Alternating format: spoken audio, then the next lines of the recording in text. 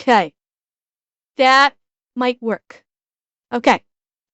So that way I'm not constantly looking over here every time I'm looking at my alerts. This might work. I may have to change it back again. I don't know. We're gonna give it a shot. Fuck it, we're doing it live. So, okay. So what we are gonna do is we are going to start off tonight with the Fat Electrician's history regarding Carlos Hathcock, the legendary Marine sniper. I've been waiting on this because it's such a long video. And today, I think, has been... today or yesterday. Obviously, it could have been either. I decided to do with it today. So, we're going to check out the history of America's legendary sniper. So, let's take a look. This is my 5th attempt at making this video in the past 2 years. Portions of this story have been told and retold across books, newspaper articles, and the internet for decades. And with every retelling, more and more doubt gets cast upon this story's validity because the events seem that unbelievable. And because of that, I felt that it was very important to not only be able to tell this story in its entirety, but to be able to prove that it was not only plausible, but probable along the way. That being said, I've been waiting 2 years to say this next part. Oh boy. Today we're talking about the greatest sniper of all time, ladies and gentlemen, Carlos Norman Hathcock II, or as the North Vietnamese Army and the Viet Cong came to call him, Long Tang, aka White Feather. Oh! Okay. Right off the bat, I did not realize that it was the North Vietnamese that gave him this moniker. I thought maybe he was, I thought he was Native American, and it came from that. Ooh. I want to get into Elite. I found out about it because of your channel. Also, hell yeah, well, I love this video. It's one of my favorites. Yeah, I've been wanting to take a look at it. I have. Hi, Carboy. Yeah, Baby Jesus, a name always has much more Oh, it's quiet. Okay, I'll crank the volume a little bit. A name always has a more poignant meaning when the enemy is the one that gives it to you. It's not so much that it's cooler, it's poignant.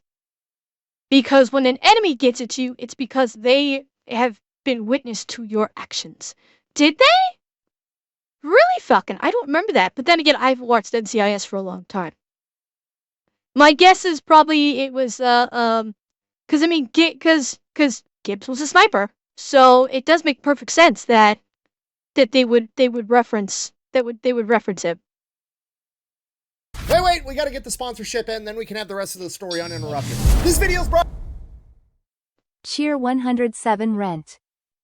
Thank you, Mia. Brought to you by Ridge Wallet. Okay, look, here's the deal. They've sponsored the channel before. You guys already know it's a minimalist wallet that you can stick in your front pocket. That way you're not having this gigantic Gutenberg Bible-sized dad wallet sitting in your back pocket. So why am I bringing this up again? Well, because one, they're paying me. I'm just going to be honest with you. And two, there's never been a better time to upgrade your wallet because right now through September 13th, they're having their summer sweepstakes where they're going to be giving away a grand prize of the winner's choice of either a gold-plated Cybertruck, $100,000 in cash, or a $140,000 Hennessy Velociraptor. Now, I'm not allowed to tell you which one I would pick, but I can tell you I'm not taking the cash, and I definitely am not going with the one that reminds me of Lara Croft's personality. Don't you think you've seen enough? For every dollar you spend over at Ridge, you're going to get one entry regardless of the product, but some products are even worth more than that because if you buy the Cyber or the Hennessy model stuff, those are worth 4 times as many entries. And best of all, there's even a way to get entered for free, so go check that out. I'm going to have it linked in the description and the pinned comment down below. Let's get back to the video. January 20th, 1942, Carlos Hathcock Jr. is born in Little Rock, Arkansas. Fast forward to early 1946, Carlos is approximately 3 years old, and his father has just returned home from fighting in World War II. And with him, Carlos Hathcock Sr. brought home a gift for his adorable baby boy, a German Mauser, which if you don't know, is the primary infantry weapon of the Nazis in World War II. Apparently, greatest fucking dad in the world right there. Here, son. Here's an infantry rifle from the Nazis. Merry Christmas. Like, fuck yes, Dad. That's fucking outstanding. Yeah. he had tactically acquired it after its previous owner had died suddenly. That's exactly what happened. So, you know, presumably, after rolling up and just seeing the rifle laying on the ground, he did what any American would do. He picked it up, he kind of admired it, and was like, huh, this would make a great gift for my toddler. So he plugged the barrel, he made it inoperable, at least, and then brought it back home and gave it to his kid. So now Dad's home, and we've got young 3-year-old Carlos Hathcock running around in the woods outside of Little Rock, Arkansas with a... Hang on.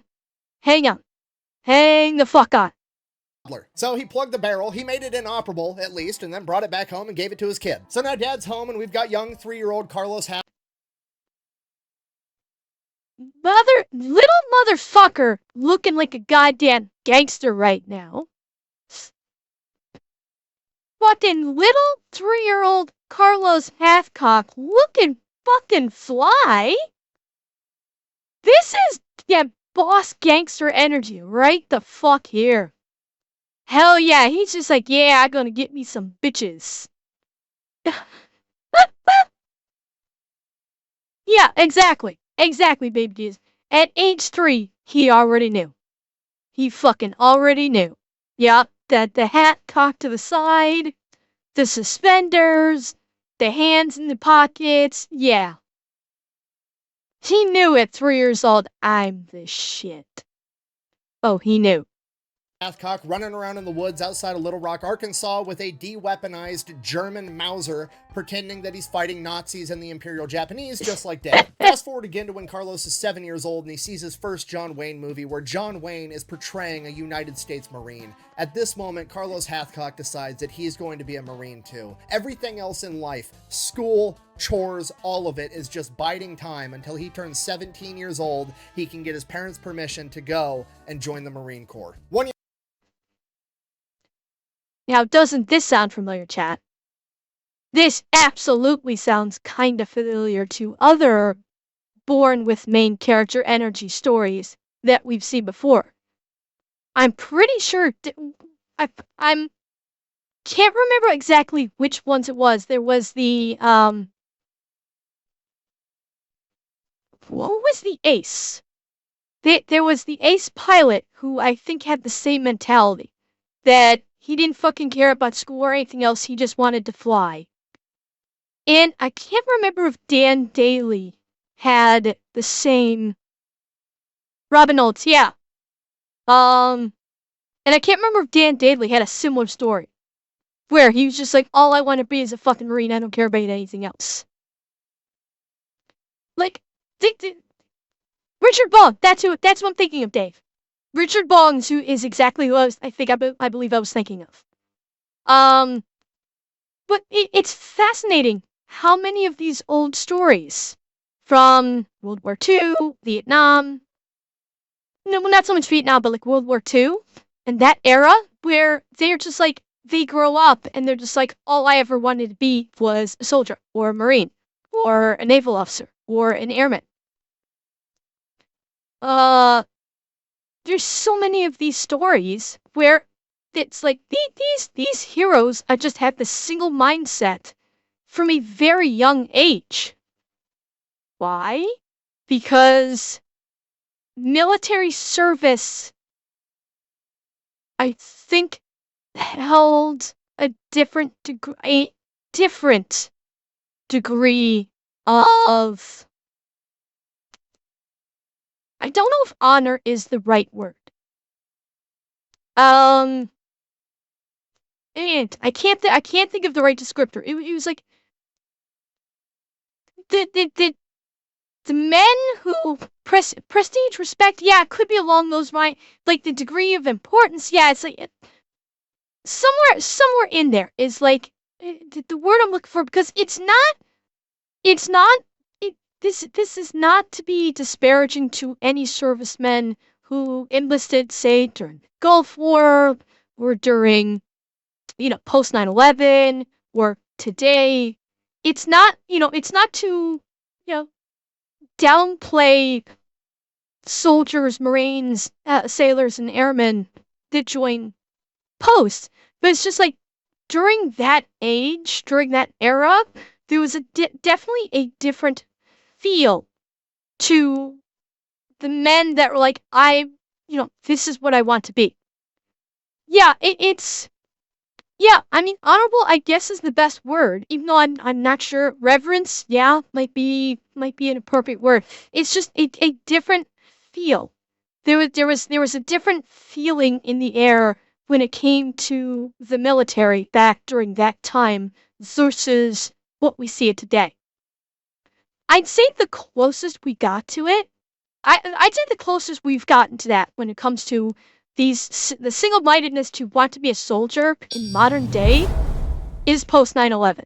Cheer 100 praise the nation that has heroes, mourn the world that needs them. Yeah.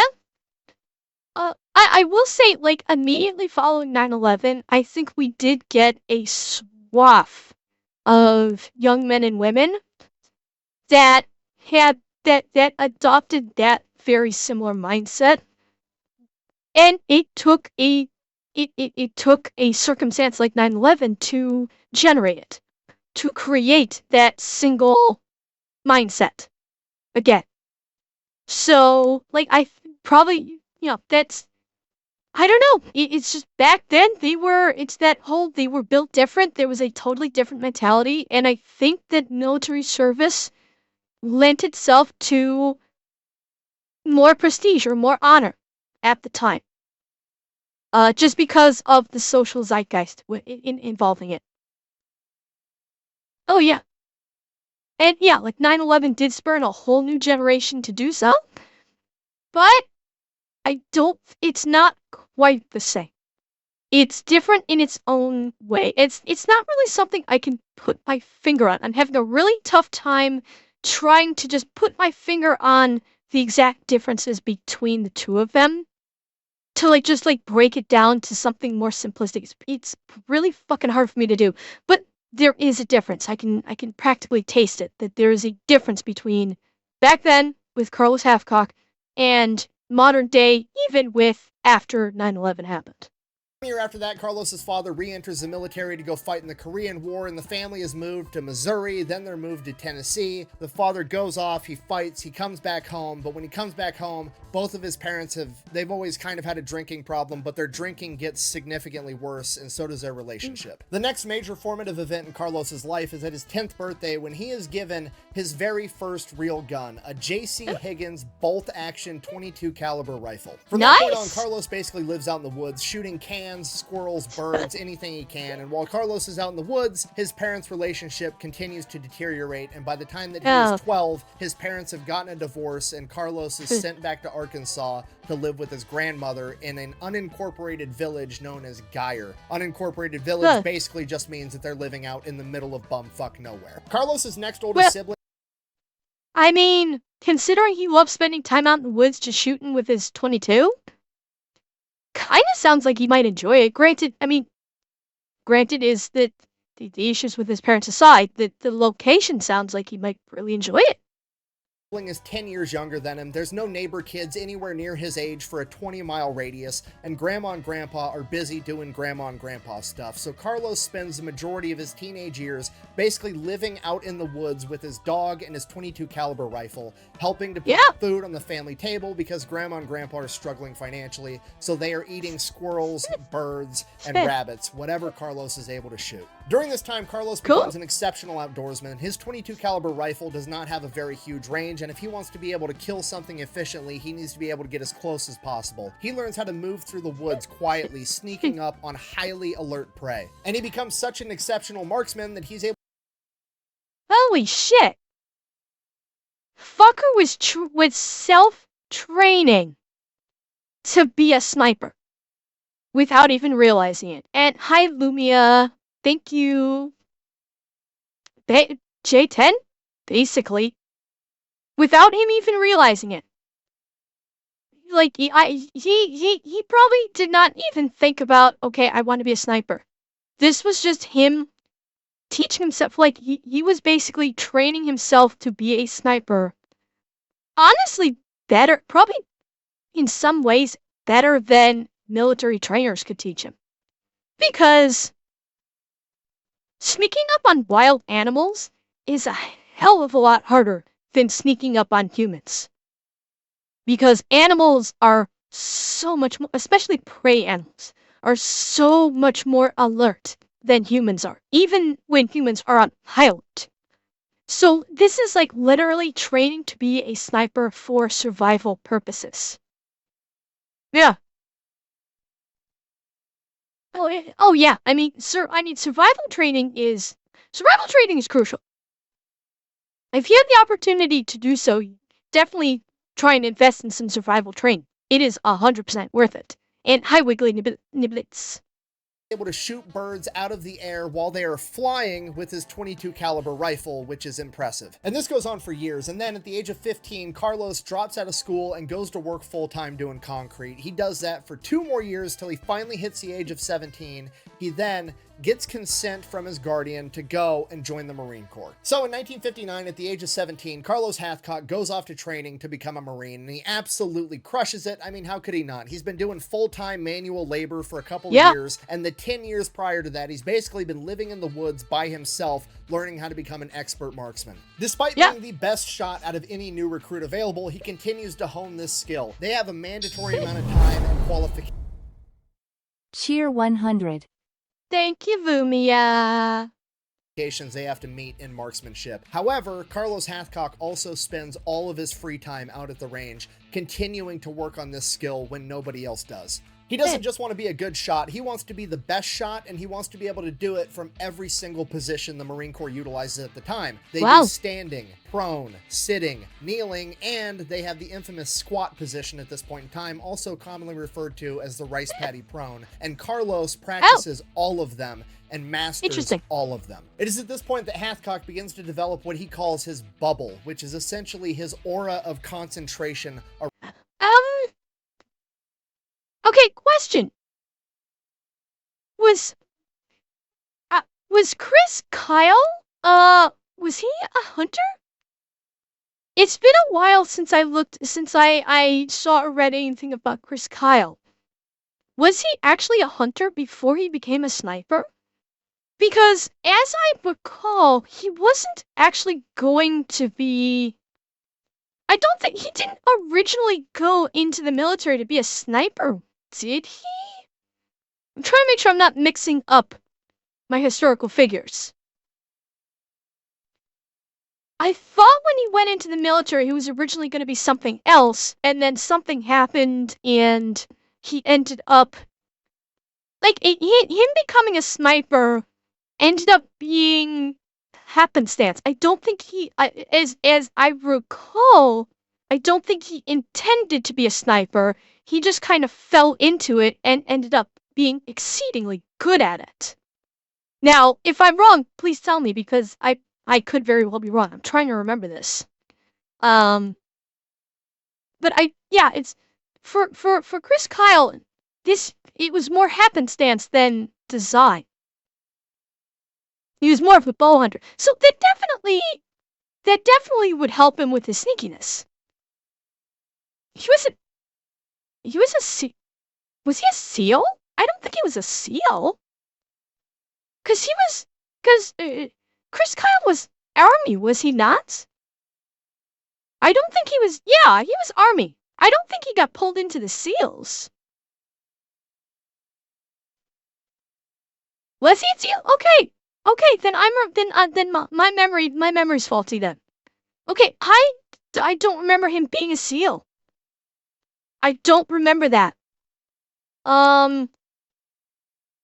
He did sign up. It says, okay, my memory's faulty then. I'm thinking of something else then. I don't remember him being a SEAL. Okay, I throw my hands up. I'm wrong on this one. I'm clearly thinking of something else. To develop what he calls his bubble, which is essentially his aura of concentration around taking a shot, where nothing in the world gets any attention other than his target and his crosshairs. One of his instructors once said, and I quote, "An elephant could crap on Hathcock's head, and unless the load blocked the sights, Carlos would never even notice." So Carlos is already just naturally immensely talented at marksmanship, but he's also completely obsessed with getting better. That's all this guy cares about. And it just reminds me of something one of my coaches used to say.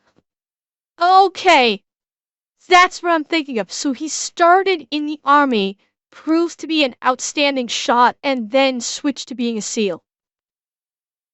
Okay, that's where I'm getting myself confused. He did start as army and then went to the SEALs. Okay, so I'm not crazy. My brain is not short circuiting. Okay, thank God, that's good to know. Say hard work beats talent when talent doesn't work hard, and I probably heard this coach say that 50 times over the course of a couple of years. And then finally we had this new guy that raised his hand and said, "But coach, what if talent does work hard?" To which my coach replied, "You should probably stay out of that motherfucker's way." And in the case of Carlos Hathcock, that would prove to be correct. Carlos finishes training, gets MOS qualified as an 0330. Lumiere? Possibly? I don't think it started that way. I think it started that way with Carlos basically just enjoying hunting and, and target shooting with his 22. And I believe maybe his dedication got kicked up several notches because of the issues that his family had.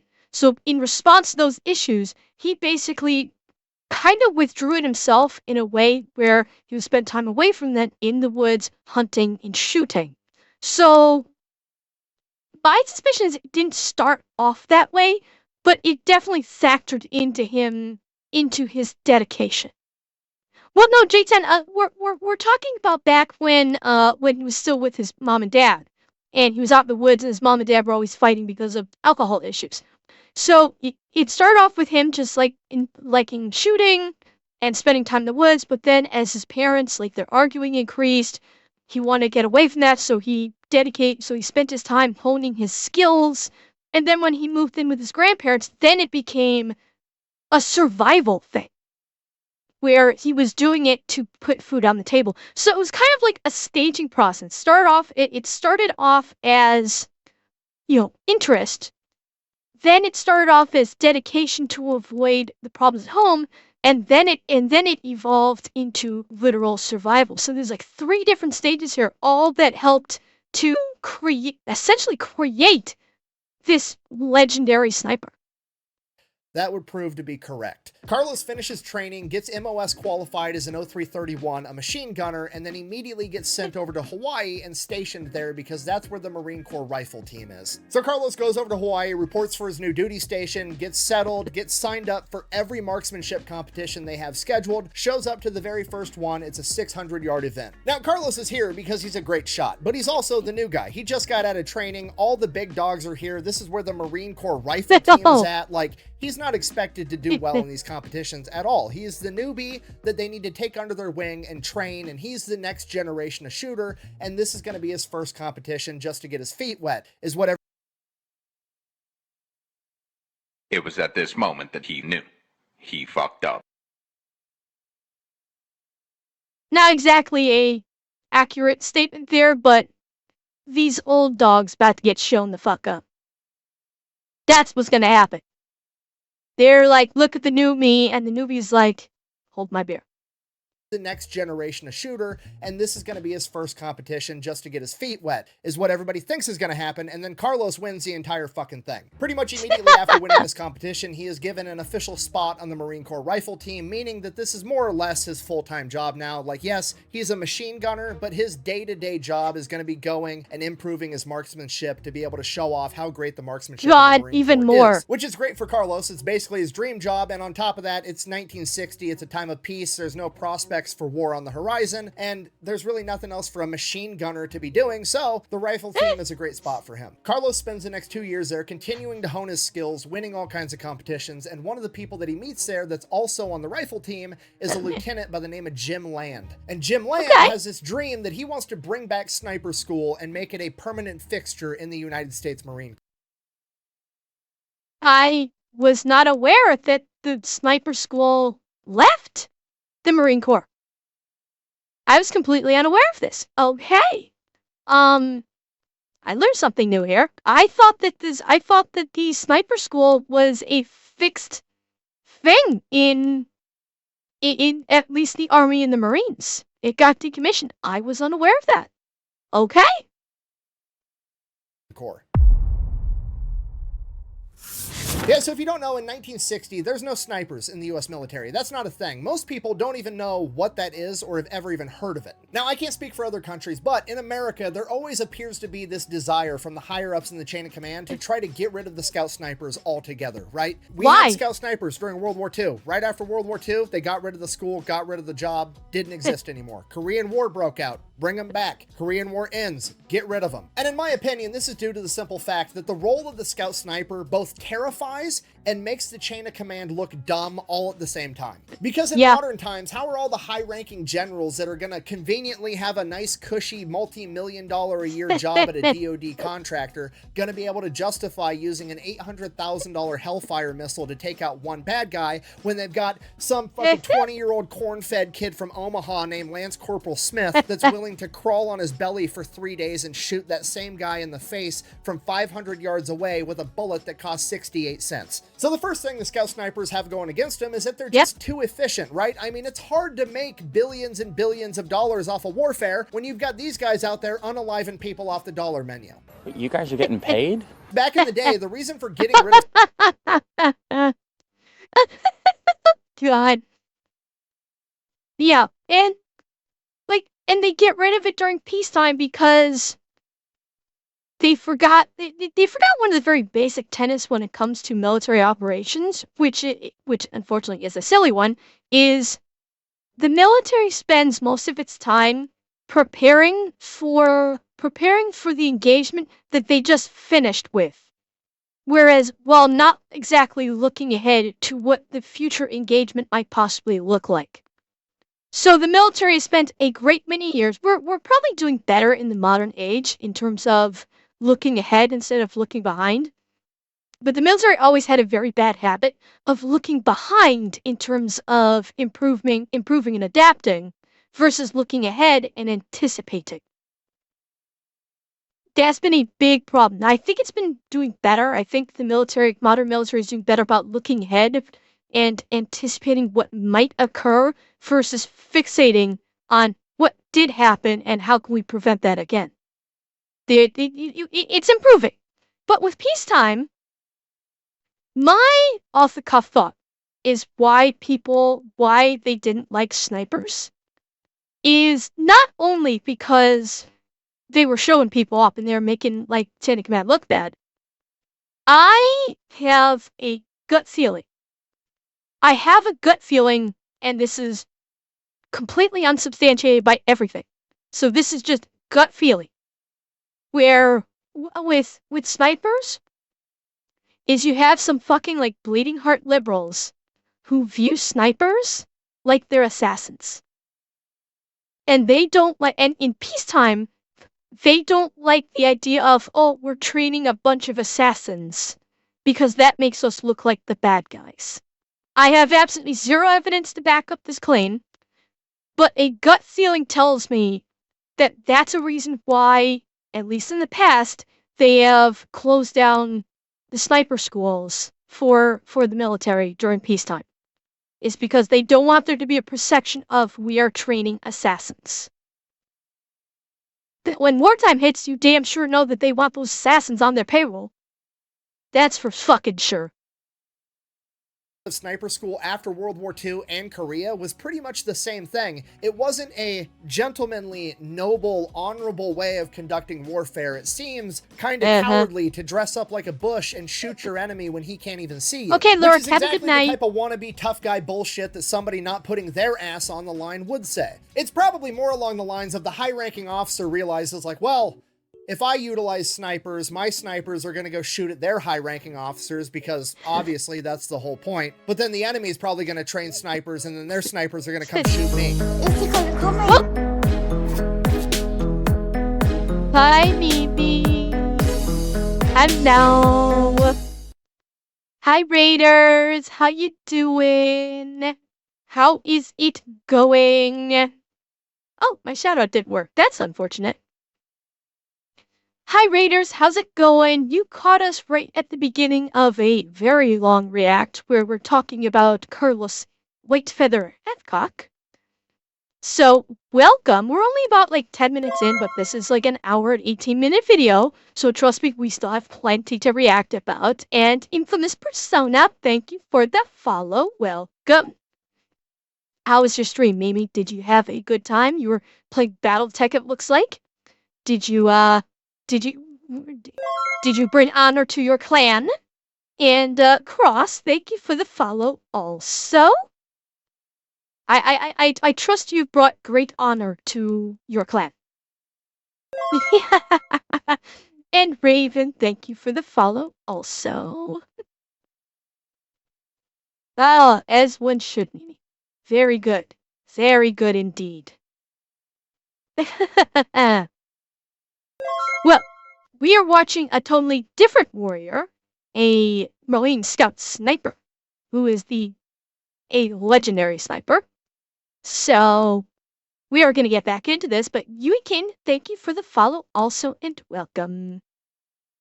But then the enemy is probably going to train snipers, and then their snipers are going to come shoot me. Is he gonna come in here? He's gonna kick my ass. The entire concept is just... Oh, hey, yeah, I need to hear that again. I need to hear that again, please. me. Is he gonna come in here? He's gonna kick my ass. The entire... Is teaching that child? Who is teaching that young child? Oh my god! What? They did, Bobcat? Oh, for fuck's sake. Because of course they did. Because of course they did. And honestly, their logic of... the military's logic of, well, we don't want to train snipers to go after their head guys because they're going to train snipers to go after our head guys. It's like... that makes about as much fucking sense as... we better not train our Marines or our Army soldiers good because the enemy might train their soldiers or their Marine equivalents to come after us, and that could be bad. It's like that logic makes no goddamn sense whatsoever. Because thank you, Leo. Thank you. So yeah, it makes no fucking sense for it, that particular logic. I suspect that my from the gut theory sounds a bit more plausible than the one that Nick was talking about, I think. Yeah, it's that. Of course they are hustler. Well, we'll see. We shall see.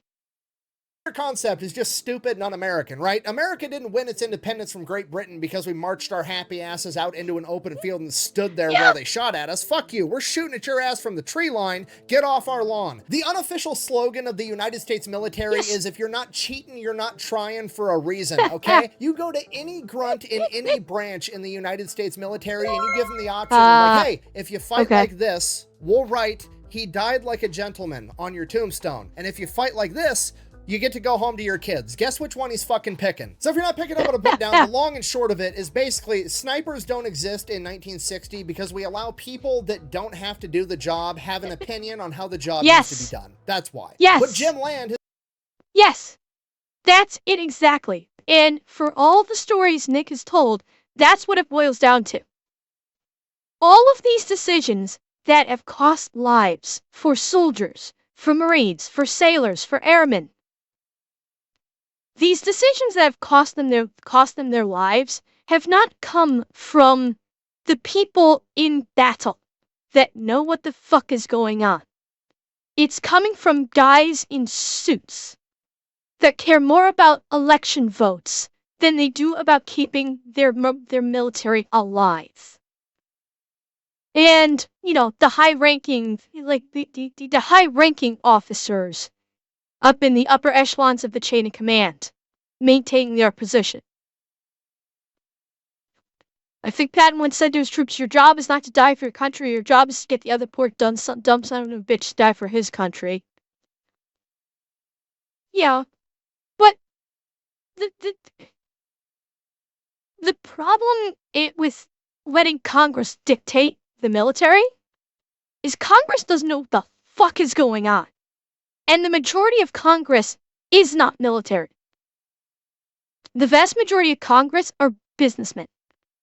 They know how to count money and they know how to count votes. Especially like campaign donations. They know exactly jack fucking shit about the military. Which is why it is always so fucking aggravating when major losses of life could have been prevented if Congress would just shut the fuck up and let the military do what the fuck it was trained to do. Congress doesn't fucking care about the military lives, no matter how much they say they do. They care about their votes. They care about retaining their power.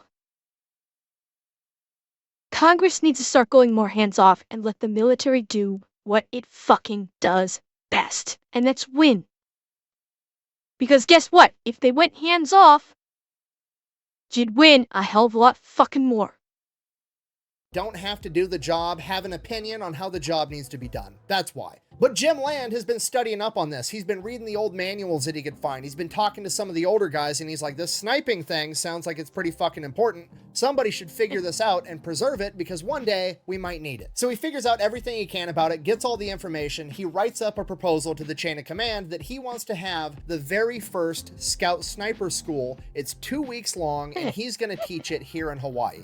And the chain of command is like, I mean, you guys are the rifle team. All you do is go shoot guns all day anyways. If you want to do it while crawling around in the bushes, fucking go for it. I don't care. Get out of my office. So now, with permission, Jim Land is going to take volunteers, the first of which is Carlos Hathcock, and they are going to go out into the jungles in Hawaii and figure out how to become snipers. Starting from scratch, this is going to be the first iteration of the now legendary Marine Corps Scout Sniper program. So they go out for 2 weeks, they train, they lay the groundwork for the Marine Corps Scout Sniper program. Obviously, Carlos Hathcock excels because he's an expert woodsman. He knows how to move and traverse terrain and be quiet the entire time. And then after the 2 weeks is over, that's pretty much it. Jim Land keeps teaching the course, but Carlos Hathcock is done. He was just a student. He's going to go back to the shooting team. More or less, he just got a pat on the back and attaboy and then a certificate that said that he was a Scout Sniper now, but the certificate doesn't really mean a whole lot because nobody knows what the fuck a Scout Sniper even is. So Carlos just kind of chalks it up to a cool life experience that he's thankful for, but he goes back to doing his competitive shooting in Hawaii. That goes on for another year. By 1962, he's getting moved over to North Carolina to a place called Cherry Point, which is weird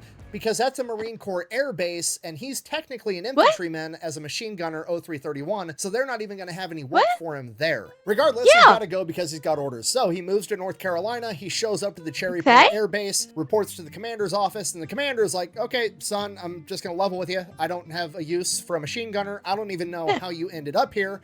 How would you feel about just being like general staff? Which basically translates to he's going to be the groundskeeper, he's going to be mowing the lawn, scrubbing the toilets, maintaining the base's facilities. Which oh man.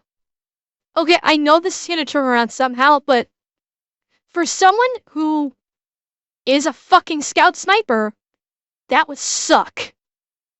That would absolutely suck. And the funny part is, I have to wonder how much Jim Land actually taught Carlos Hathcock. I have to wonder how much he taught Carlos and how much Carlos taught him.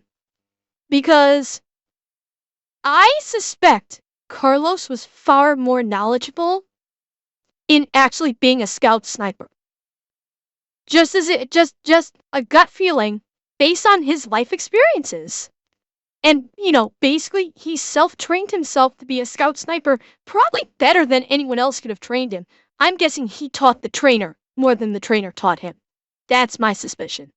Carlos Hathcock is an absolute nightmare. He does not want to spend the next 3 to 5 years of his career being a glorified janitor for this airbase. He feels like he has just been punched directly in the gut the minute those words left the commander's mouth. The commander, seeing this look of horror on Hathcock's face, starts laughing. He's like, son, relax. Your buddy Jim Land called me. He made sure that you came to this airbase because we have one of the best shooting teams in the country, and you're going to be competing for us now.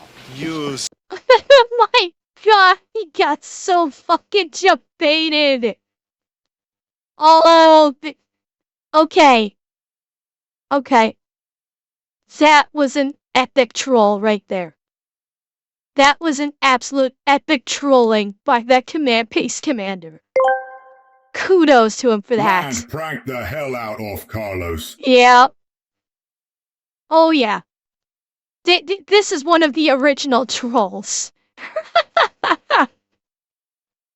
Andrea, I keep telling you guys, I'm gonna make you guys start paying rent. Son of a bitch. To which Carlos, like huge relief, he gets to just continue shooting and training people how to shoot all day, every day. It's his passion in life. It's the perfect job for him. He gets to keep living the dream. But here's the thing. At this point in time, Carlos Hathcock is a private. And as a private, he's living in the barracks with a bunch of other Marines. And all the other Marines start to notice that Carlos he's a little bit different. Carlos isn't just into his job and enjoys shooting. This man is obsessed with shooting. He stays out at the... Cosmic the Nightfall. Thank you for the follow. Welcome.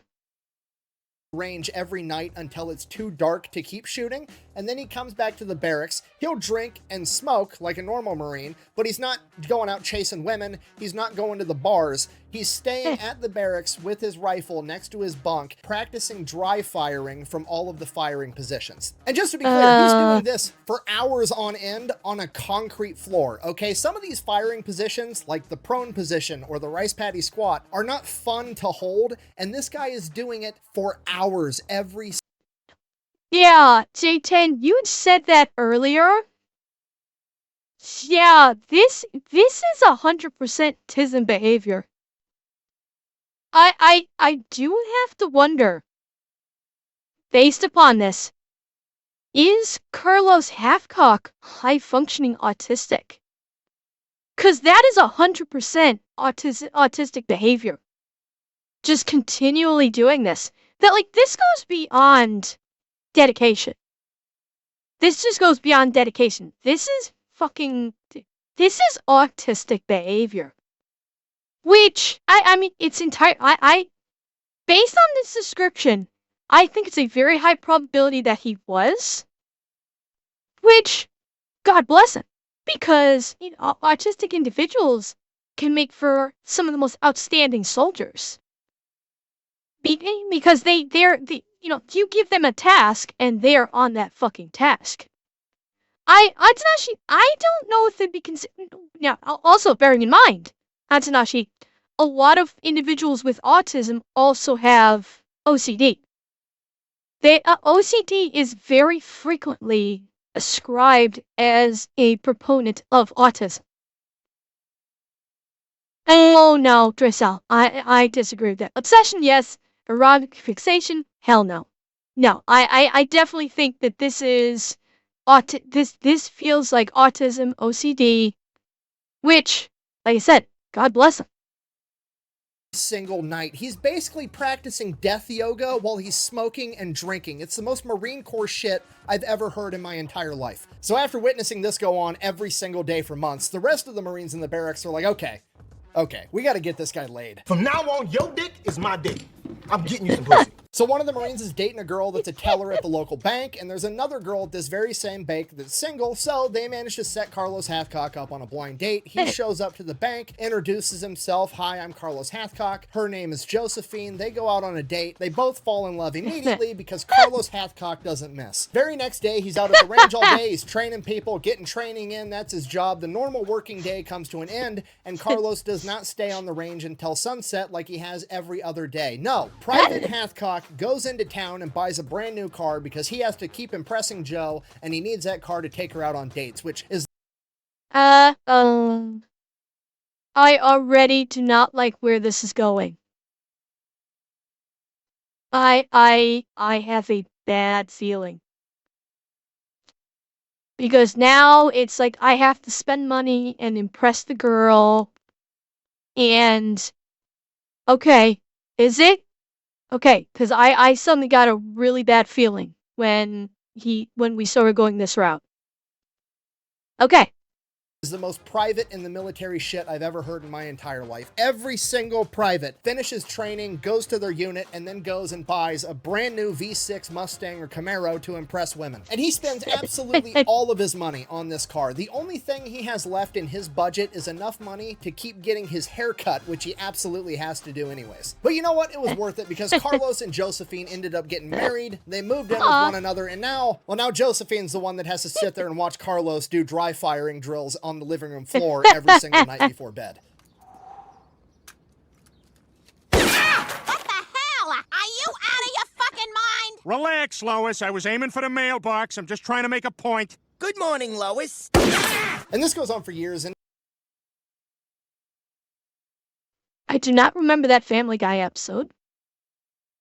I especially don't remember Lois using the word fucking out of your mind. Has Family Guy moved away from Fox and I was not aware of it? I'm pretty sure you can't say the word fuck on a Fox primetime show, even on the weekend. Always a DVD special. Okay. That would explain it. Okay. in 1962, he ends up setting a record for the Marine Corps long range A course, scoring 248 out of 250 possible shots, a record that to this day has never been broken. In the fall of 1965, he would win silver in a national match competition, which is a huge deal. He would also be recognized as a distinguished marksman, which is essentially being granted the rank of Jedi as far as competition shooting goes. And then, that very same year, he would win the Wimbledon Cup. No, not the tennis thing, okay? The Wimbledon Cup is awarded for whoever wins the 1,000-yard high-powered rifle marksmanship competition, and whoever does that is considered to kind of be the best rifle marksman on the planet. Okay. Winner of the Wimbledon Cup 1,000-yard rifle match, Corporal Carlos and Hathcock, USMC from New Bern, North Carolina, here. And the winner of the FAR Trophy, High Service Rifle Staff Sergeant James Laughlin, Maryland National Guard, on the right. I wonder what the FAR Trophy is for. Huh. I wonder what the FAR Trophy's for. Planet at that point in time, and in 1965, it was Carlos Hathcock. A couple of months later, Carlos Hathcock, the best marksman on the planet, is on his way to Vietnam. So naturally, the Marine Corps makes him guard the front gate to a base. No, I'm not kidding you. Okay, because you gotta remember, nobody understands what a sniper is at this point in time. Jim Land just created the course for it 4 years prior, and none of the tactics have been battle tested. So presumably, there's like maybe a couple hundred Marines that have passed the Scout Sniper course running around in the entire Marine Corps. Nobody understands what a sniper is. Nobody understands how to utilize them, when to use them, and what they're doing. So and that's what happens when you take an elite unit and disband it. Is the upper echelon when it comes back into existence, the upper echelon has no fucking clue how to use it. This is why it was so fucking stupid to disband it, to continually disband it in the first place. So you have these highly trained killers that can make a huge fucking difference. And you're just gonna get rid of them. And then you bring them back, it's like, okay, well, what do we do with them? They basically are treating them like pretty baubles that you can dangle and say, look at what we have, isn't this cool? While not actually knowing how to use them. Like, fucking hell. Oh, when they're trying to figure out where to send Hathcock over in Vietnam, all they see is that he's an 0331 machine gunner that has not been attached to an infantry unit and has not been training with a machine gun for the past 5 years, so they don't feel comfortable sending him into combat, so they just have him guard the front gate. I mean, I guess to be fair, it's probably the safest front gate in Vietnam. No bad guys getting within 1,000 yards of it. And this goes on for the first 4 months that Carlos is in Vietnam, him being assigned as an MP guarding the front gate to a base. Carlos Hathcock absolutely hates it the entire time. But then Jim Land gets deployed to Vietnam, and he has permission to round up a bunch of other scout snipers that have already went through his program over the course of the last 5 years, and he gets to pull them aside into their own scout sniper platoon, where they get to experiment, test, and refine all the methods that he has been teaching for the last 5 years. And obviously, the first person on his list to grab up is his very first star pupil and gate guard, Carlos Hathcock. Thank you! Thank you. So they get this platoon of scout snipers. I did not mean to say that at the exact same time. It just kind of worked that way. Nate, Thor trophy is 70 consecutive bullseyes. Oh, thank you, Ghost. Nice. Together, they go out to what's going to be their new headquarters for the rest of the deployment. It's right outside of Da Nang, called Hill 55. And right out of the gate, this entire operation is a good old-fashioned military shit show, right? Because there hasn't been snipers in the Marine Corps since the Korean War. There's no doctrine. There's no instructions. There's no, here's how we operate, here's what we do. They have to figure all that out and just wing it. And if that wasn't bad enough, because there hasn't been snipers in the Marine Corps since the Korean War, they don't have any sniper rifles in the Marine Corps. So they don't even have guns. They're just out there being snipers with M1 Grands and iron sights. Obviously, that's not going to work. So Jim Land just ends up getting a bunch of civilian hunting rifles with scopes sent over to Vietnam and giving those to the men. And Carlos Hathcock ends up with a Winchester Model 70, chambered in 30-06 with an 8X scope. Land also somehow manages to get his guys match-grade ammunition, which is like a higher quality, more accurate ammunition that you're going to want if you're shooting at long ranges. From there, they get the operation underway. They go out, they start conducting missions, they start developing the doctrine, figuring out what works and what doesn't, laying the groundwork for what is going to become modern sniping in the United States military. And then the chain of command chimes in with brilliant ideas, still not really understanding what these guys are trying to do, and they're just like, oh hey, well, since you're like experimenting and, you know, developing stuff or whatever over on Hill 55, what if we just start sending you new guys that haven't done the Scout Sniper program previously and also aren't professional marksmen, and then you can just, you know, train them how to be scout snipers in a live combat zone on the fly for funsies. Does that sound good for you? Don't really care what you think. Do it anyways. Okay, bye. That would be great. Okay. Fuck me. Why does Command always just have to fuck shit up? This is a literal running fucking theme for this. Command just always fucks shit up. Okay, do you understand how absurd that is? It's like Nikola Tesla in his laboratory unlocking the secrets of alternating current electricity, and random dudes like Steve and Kevin just keep showing up to the door with orders of like, hi, I'm supposed to get trained in the electricity stuff. Like, I'm still working on unlocking the secrets and figuring it out. I'll let you know when I'm done. Nope, can't do that. You got to teach me everything you know right now on the spot, live. Let's go. So we've got the pioneers, the new guys, training the even newer guys as this goes along. So where's the office back at Division? In the office, baby. According to Jim Land, Carlos Hathcock was actually one of, if not the best instructors he had. Not only was he exceptional at instructing people at how to... Gore, You used the wrong word there. I think you meant to use the word gremlins, not fairies. was actually one of, if not the best instructors he had. Not only was he exceptional at instructing people at how to shoot, because that's been his job the entire time he's been in the Marine Corps, but he also was very good at taking guys out on real life missions and putting their mental ability to the test, because he didn't really care how well you shot. He cared about how well you shot after laying in the prone position for 2 days. The mental game was the biggest factor in determining if somebody was cut out to be a sniper or if they weren't, and Carlos was extremely gifted at finding that out very quickly. In addition to teaching, Carlos is going out on absolutely every mission he can. He ends up becoming good friends with another sniper by the name of John Roland Burke, and he prefers to go out with him or Jim Land himself, end up being the two guys that he goes out on missions with the most. No big surprise. Preferred them because they were like, okay, Jim Land, no surprise. He's the one that basically he was his trainer. Okay, Coyote, have a good night. Yeah, Jim Land was his trainer, so, and he's basically working with Jim Land as a trainer.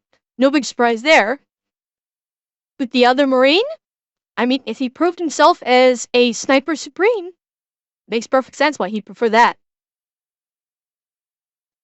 What? What are you talking about, Heckle? The voting just started. We don't know that yet. I'm pretty sure the voting itself has just started. So I don't know what you're talking about. They were also exceptional scouts, which is what was most important to him because Hathcock preferred to get within 100 yards of an enemy before taking a shot, just so it was a sure thing. And a lot of the other new guys just weren't good at moving quietly through the jungle, and that prevented Hathcock from being able to do that. So, if John Roland Burke and Jim Land weren't available, Hathcock would just go out by himself. And this is one of those parts I mentioned previously where people like to start casting doubt and criticism upon this story, like, buh! He must be lying because snipers always go out in pairs, they never go out by themselves. Buh! Okay, Okay, I'm gonna preemptively do this. Yes, snipers typically go out in pairs. This is the inception of the fucking sniper school. They probably hadn't reinstituted that doctrine yet. They were still figuring it the fuck out. I would agree with that if I didn't have the context that the sniper that we're talking about was one of the very first modern Marine Corps scout snipers in U.S. history that was actively in the process of developing the doctrine that's going to shape that career field for the rest of fucking forever. So yeah, normally you'd be right. However, historical context is a thing and it's kind of important, okay? Moving on. So Carlos Hathcock and the rest of the entire scout sniper platoon start racking up an unprecedented amount of kills because they fight different than the rest of the military, right? The Viet Cong and the North Vietnamese army, they run into Americans. They're like, oh, they're 1,000 yards away. They're 800 yards away. We're fine. And normally they are fine, except for when they run into these guys, then they have a mind-blowing issue. So Jim Land is sending up reports like, hey, my platoon has 14 confirmed kills this week. And the chain of command is like, what? Whoa, hold on. That's like more confirmed kills than an entire infantry battalion is getting at this point in time, and you got that from one platoon-sized element? That's not even possible. What is going on over there? So he kind of explains how they're operating, what they're testing. You know, they've got a couple dudes that are doing one-man operations, they're doing some two-man operations, they're experimenting with three-man operations, and the higher-ups in the chain of command are like, I don't believe you. You know, these 2 or 3 or 1 guys could just be lying and having a gentleman's agreement to pad their stats. I'm not going to trust this. The only way that we're going to recognize confirmed kills from this unit is if a commanding officer themselves witnesses it, which is absolutely an insane criteria, right? Especially with how a sniper operates, because now the only way that you're going to be able to get a confirmed kill is if Jim Land or another officer goes out on a mission with you, or if you're up on the hill performing Overwatch duty and there's an officer also performing Overwatch duty with you, which actually ends up being how most of these guys... Okay, I gotta rewind that because I was trying to hear what the video thing was saying and I wasn't listening to Nick. Out on a mission with you, or if you're up on the hill performing Overwatch duty and there's an officer also performing Overwatch duty with you, which actually ends up being how most of these guys got their confirmed kills, and all the kills they got when they went out on missions didn't actually count. Because obviously they weren't always able to take an officer out on a sniper mission with them, so those kills were never able to be confirmed. Well, they could. No guarantee that officer would be coming back though. Because while the snipers are good at staying hidden, I doubt the officers are that good at staying hidden. So it would be a 2-man, 3-man enter, 2-man return. Yeah. Confirmed and weren't counted. So it's kind of a silly standard, but Carlos didn't care at all. He didn't care about the stats. He didn't care about the glory. Even later in life, when he was asked in interviews how many kills he thought he had, he genuinely had no idea. He could estimate a rough range, and that was about it. Hathcock didn't take pride in killing the enemy. He took pride in the fact that he was the one being put in the dangerous situations in the first place, because he truly believed that he was the best man for the job. And if he didn't go, they were going to send someone else out. And if that person got hurt because they weren't as good as he was, that was going to be on him. Because of this, Carlos was going out on every single mission that he possibly could. According to Jim Land, it was impossible to keep Carlos from going out. It was even tougher to reel him back in. The man was harder than woodpecker lips. Because of this, Hathcock starts racking up a ton of kills. Some of them are confirmed when he's going out with Jim Land, some of them are confirmed when he's on Hill 55, and a ton of them aren't confirmed when he's going out by himself or with John Burke. However, Carlos genuinely doesn't care. He's just going to work. Somewhere early on in this process, And again, I mean, this just lends. Granted, he's thinking emotionally. Like, if I don't do this, if I don't put myself in harm's way, other people could get hurt. But the dedication that he's exhibiting, where he is just pushing himself and going on mission after mission after mission after mission like this, again, speaks to autism. Like, he's got the, he has the, I won't say like higher emotional reactions to it. There is that emotional reaction to it where he doesn't want someone else to, get hurt because he didn't do the job. But the fact that he keeps like going on mission after mission and pushing himself like this lends credence to the idea that he may have autism. Maybe. He stumbles across a white feather. He's not exactly sure what kind of bird it came from, but he thinks it probably came from a chicken. So he picks it up, sticks it in his boonie cap, and he leaves it there for the rest of the time he's in Vietnam. Okay, that's absolutely crazy for a sniper to do. White is not a very common color inside the jungles of Vietnam. Yeah. And having that color on him is going to stick out like a sore thumb while he's trying to wear his camouflage and everything else and go unnoticed. And when he was asked why he did it, he said he was basically taunting the enemy. Like, here I am. Come get me. He was rubbing it in their face that he was the best, and he knew it. Now, on one hand, I feel like this seems incredibly reckless and uncharacteristically arrogant for him, but on the other hand, I think he did it on purpose, and it lines up with his code of ethics perfectly. I think he did this on purpose to protect the guy that went out with him, whether that was Jim Land or John Burke or anybody else, because he got them in the situation where he took them out on this incredibly dangerous mission that he volunteered for because he was the best. And I think he felt that if another enemy sniper or an enemy spotted them first, that feather would mean that they saw him first and shot him and gave his partner a chance to get away. I think the single quality that separates a very interesting idea. And he's right. That makes perfect sense of why he would do that. It fits with those code of ethics where he's taking on so many missions because he doesn't want someone else to go out there, not do the job that he knew he was capable of, and get hurt or killed because he didn't do the job. It fits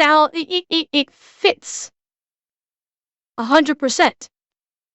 It like, okay, this is wildly off topic, but it reminds me of when it reminds me of Logan from the comics. Logan wears, for the most part, his iconic uniform is bright yellow.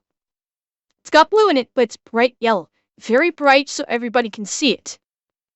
And I remember reading a panel once in I forget if it was his own series or X-Men or whatever, but he says, there's a reason why I wear really bright colors. It's because I can heal from anything. You can't. I would rather take the hits from the enemy, knowing that I'm not going to die, instead of you taking the hits. So he wore it to function like a beacon, so the more attacks would get focused on him, because he could take it. That's very much what it reminds me of. And it sounds like it's the same damn thing. Yeah. Boy from a man is when you make somebody else's well-being your personal responsibility. Carlos Hathcock wasn't just a man, he was the man, because he made absolutely everyone's well-being his personal responsibility. As time passes and Carlos continues to rack up more and more kills, the enemy becomes more and more aware that there's a hotshot sniper out there always wearing a white feather, and they start calling him Long Tang or White Feather. And as Carlos's reputation grows both with the enemy, the scout sniper platoon, and his chain of command, so does his experience. And with that experience, he starts to develop his doctrine, his standards, his operating procedures, and how he does things. He now realizes that he for sure operates best in a pair, and his #1 right-hand man is John John Burke that he wants out there with him on every single mission possible. He also figures out that the best way to go out onto a mission is not to be inserted by helicopter with his pair, but to link up with another local infantry unit and go out with their entire platoon, and then him and his spotter will peel off from that platoon and then go out on a 1, 2, 3, 4, 5, 6-day mission by themselves. But that is the best way to be inserted and go unnoticed. He also... And he's not wrong with that. Because when you get deployed via chopper makes a lot of fucking noise. Chopper is very visible. So if you deploy by chopper, you're kind of letting all the enemy know within at least a 10-kilometer radius or more, something's going on over there. When you're going in on foot with infantry, well, they see infantry all the time. So they're like, okay, it's just another infantry patrol, but then they can peel off unnoticed. Basically, it's stealth plus 10 at that point. So yeah, that is a much more efficient method in terms of retaining your stealth and your element of surprise at the enemy having no fucking clue that you're being there.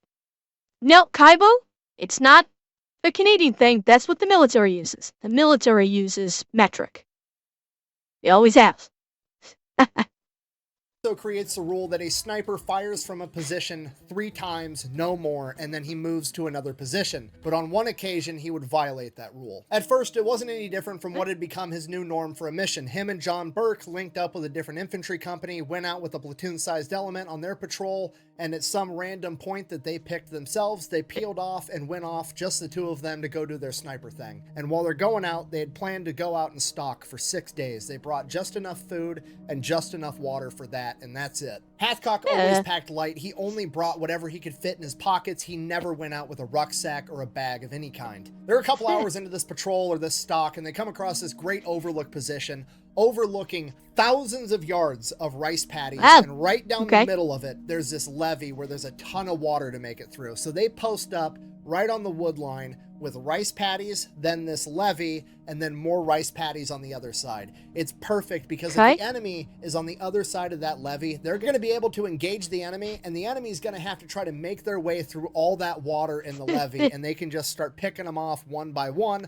or they can use that time to get out of there. So that's what they do. They get their head set up, and they just start watching and waiting, and hours pass, and finally, that evening, sure enough, the hamburgers show up. Cornerstone of any nutritious breakfast. Yeah, that's what Carlos Hathcock calls the enemy. According to him, there was only actually one enemy in Vietnam that he was fighting, and his name was Homer Hamburger. I have no fucking idea why, but I thought it was funny. So, 150 Homer Hamburgers come dilly-dallying through the rice paddies. These guys are like 1,000 yards away on the other side of the levee, but they're coming towards them. So, they keep letting them come closer, come closer, and right as they're about to get up on the levee, they can really start seeing them. They're about 500 to 600 yards away, which is perfect distance for Carlos to basically have 100% accuracy. I mean, he's the best shot at 1,000 yards in the world. 500 yards for him is a walk in the park. Granted, nothing's actually for sure. It's never 100%. It's definitely not fish in a barrel, but it is quite literally Homer Hamburgers and a rice patty, which is close enough. So as this entire company comes up to this levee, Hathcock whispers over to John Burke with his M14, hey, you're going to take out the officer in the front, I'm going to take out the officer in the back. So that's what they do. They both fire, they both take out their officer that they were aiming for. I'll fire first. I want you two to start with the officers and work your way down.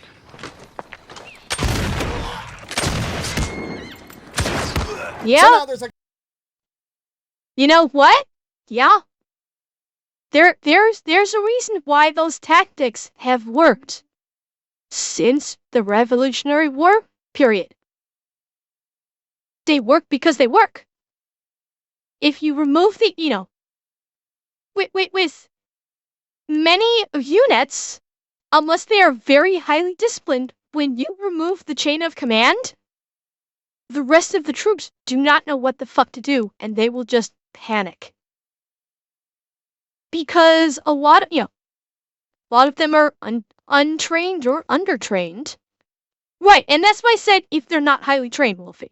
That's why I specified if they're not highly trained. So, like with the North Vietnamese, they're guerrilla fighters.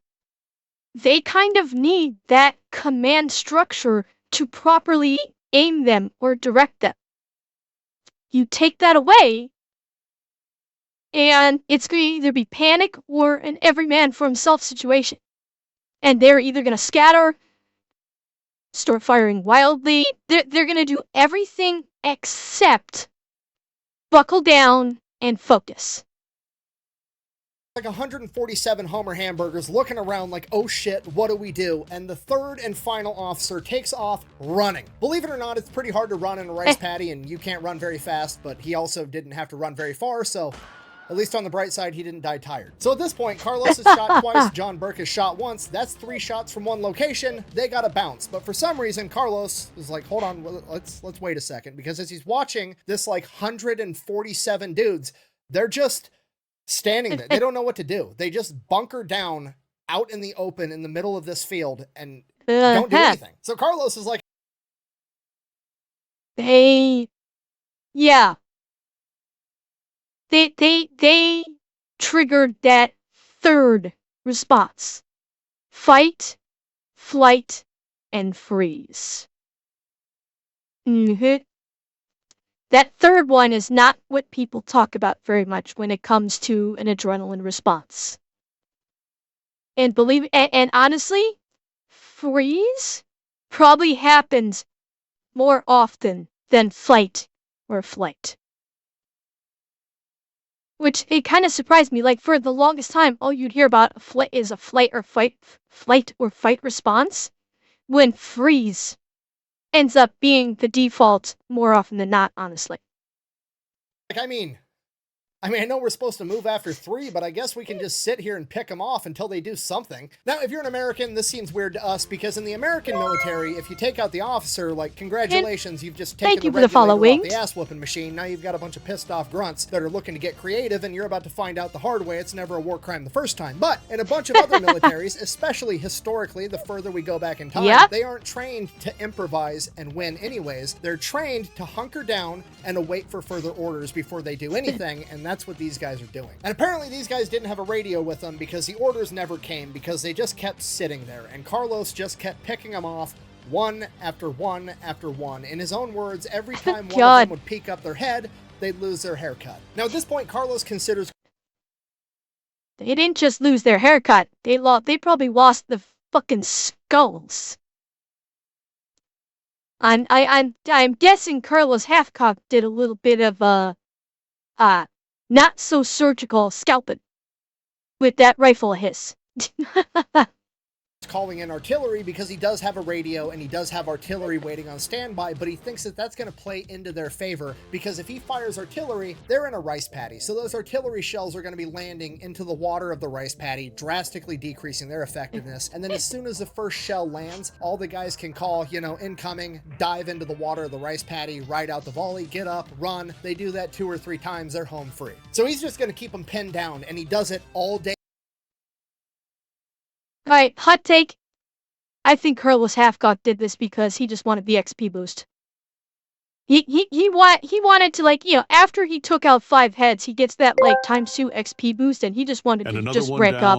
And another one down, and another one sinks into the paddy. Yeah, Carlos Hathcock was just, he was just grinding or farming XP at this point. Hell, yeah, that's all. He was just like, alright, we got a bunch of low-level monsters here. This might get me a level. We'll just take them all up.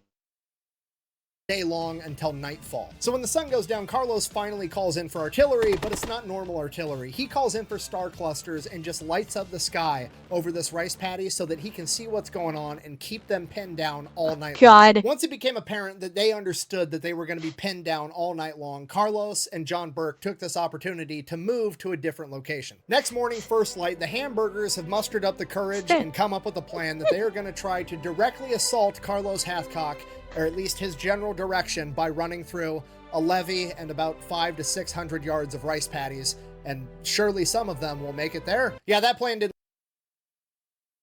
Except they're running in the wrong direction. Carlos Hathcock ain't there no more. So they are now presenting their flank to Carlos Hathcock. Bravo. Didn't last very long. They decided that was a horrible plan right around the time Carlos and John had to reload. So they hunker back down pretty much in the same exact spot, not knowing what to do. They just start like randomly firing at where they think Carlos and John There are you go. from 600 yards away with their AK-47. So it's not very effective fire, even if they were shooting where Carlos and John were, but they're not because they're shooting at their old spot that they had yesterday. From here, Carlos just goes back to keeping them pinned down, just playing whack-a-homer. Every time one pops up, they lose their haircut. They know that they can't move, and they're stuck there. And Carlos is perfectly content with just letting them sit there and bake in the sun all day long, because the more dehydrated and tired they get, the less likely it's going to be that they're going to get away. He has basically turned this into his very own miniature war of attrition. Night comes. They light up the sky again all night long, keeps them pinned down. The next day, same exact thing happens, keeps them pinned. By the way, can I just say, we're talking about, you know, Carlos keeping the enemy forces pinned down, baking in the sun, forced attrition, all that. Leave us not forget, Carlos and his spotter, also out there, they have no food. By this point, they have run out of food. Yet they're still keeping this entire force pinned down, just the two of them. They have limited ammo. They have no food. Presumably, they might be able to get some water. Like, maybe if they rationed their food from the very beginning, they could have stretched it, but Carlos is also, you know, receiving this kind of environmental punishment. Yeah, he's in the tree line, but Vietnam's fucking hot. And, you know, he's like, little food, little water. So, full credit where it's due here, he and his spotter stayed out there just longer. They were there days before, then they show up, and then they're still there for multiple days after, keeping these guys pinned down. Yeah, Carlos, that's the thing to think about. So he's like, this is also a significant testament about willpower. How he is also staying out there, not being reinforced, not getting more food, not getting more water, and is still keeping them pinned down for days on end. Pinned down. Night comes again. Light it up all night long. Every day these guys are baking in the sun, and every night John Burke is radioing back to the artillery. Did they show up hours? Okay. Alright, so it wasn't days, but oh no, you're right. I'm thinking they arrived at their firing position days before. But, Leo, don't forget, how long did it take them from when they peeled off from the infantry unit? How long did it take them to reach their firing position? I thought he said 3 days. I thought Nick at the beginning said food for 3. I thought he said 3 days. Did I mishear him? I thought it was, because that's what was going on with that they had enough for 3 days. Oh, 6. Okay, I misheard him then. I misheard him. But then there was the question of like, how long did it take for them after they peeled off from their infantry unit to reach their firing position? Did that only take them about a day? Actually, hang on. I might be able to find it. Hang on.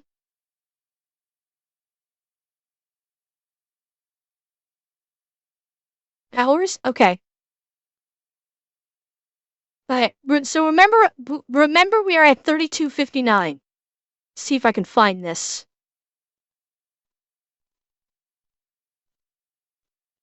Their sniper thing. And while they're going out, they had planned to go out and stalk for 6 days. They brought just enough food and just enough water for that, and that's it. Hathcock always packed light. He only...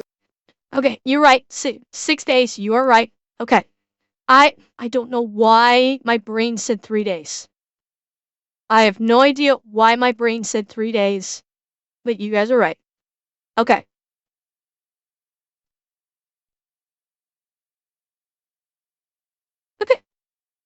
John Burke is radioing back to the artillery, getting them more and more dialed in. And this goes on for 5 days straight, and by the end of the 5th day, Carlos and John are about out of water, they're completely out of food, they're both tired, they haven't slept much. Carlos figures these... Okay, So my food and water thing was incorrect.